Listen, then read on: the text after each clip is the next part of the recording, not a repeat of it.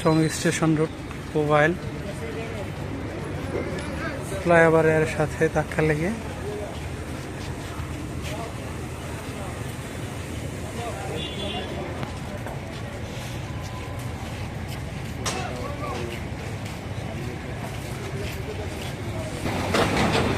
পুলিশের রেকার ভ্যানের মাধ্যমে ট্রাকটি আর কি তোলা হবে গাজীপুরের টঙ্গী আমতলী স্টেশন রোড এলাকায়। হঠাৎ করে রাত্রে মর্মান্তিক দুর্ঘটনা, আহত নিহত কেউ হয়নি, সবাই সুস্থ আছে এখন বর্তমানে।